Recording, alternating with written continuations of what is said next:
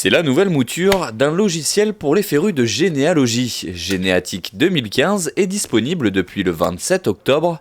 Développé par CDIP, une entreprise d'une vingtaine de salariés basée à Osny, ce logiciel est né en 1988, tout droit sorti de l'imagination de François Le Rebourg. Généatique, c'est un peu parti par hasard au départ. On était, avec mon père, on animait une maison de jeunes, enfin une activité informatique dans une maison de jeunes, et il y avait un jeune qui faisait de la généalogie. Donc on a créé avec lui un petit logiciel pour faire son arbre généalogique, pour s'initier aux bases de données. Et on s'est comme ça, nous, pris au goût, pris à faire sa généalogie, à faire nos propres recherches de généalogie. Donc ça a commencé chez mes parents, dans le sous-sol, on était dans les années 85-86. On a créé comme ça les premières versions du logiciel. Et puis après, on est allé à Bouffémont, où on est resté une dizaine d'années, une quinzaine d'années. Et depuis maintenant 4-5 ans, on est ici à Osny, dans des bureaux voilà, pour fabriquer les logiciels. Un logiciel qui en est aujourd'hui à sa 22e version.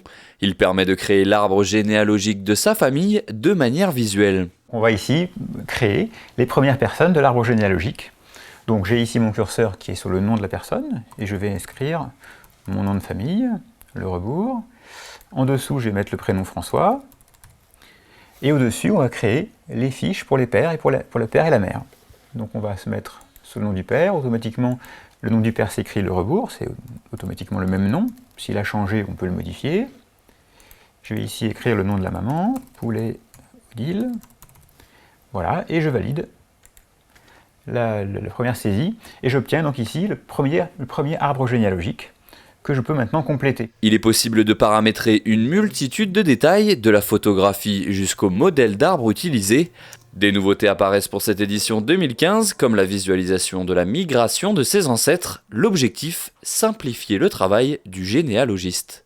On va pouvoir du coup facilement classer les différentes personnes, on va pouvoir mettre des documents à jour très simplement, et puis tous ces documents qu'on va collecter, les actes de naissance, de mariage, de décès, tout ça, on va les mettre associés aux personnes dans l'arbre généalogique. Et comme ça, on a tous les documents à disposition, facilement pour les relire, c'est correctement classé, et on s'y retrouve facilement. Il est même possible d'imprimer l'arbre en grand format, c'est ce qu'a fait Yann, employé chez CDIP et passionné de généalogie, après de nombreuses recherches. Il y a des branches où je suis remonté jusqu'en 1700, 1600, d'autres branches où je remonte plus loin parce que j'ai quelques branches nobles, donc j'ai pu remonter jusqu'au Moyen-Âge, pour certaines branches, des branches assez rares.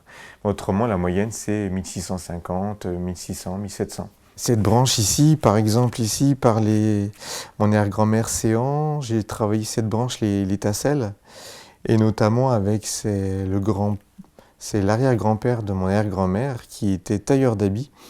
Et là, j'ai fait pas mal de recherches puisque en fait, il a été condamné au bagne.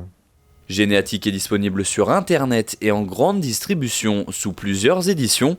Une version gratuite est même proposée pour s'initier, un bon moyen de rejoindre les nombreux généalogistes. Selon une étude de 2010, plus de 2 tiers des Français ont déjà entrepris des recherches sur leur famille.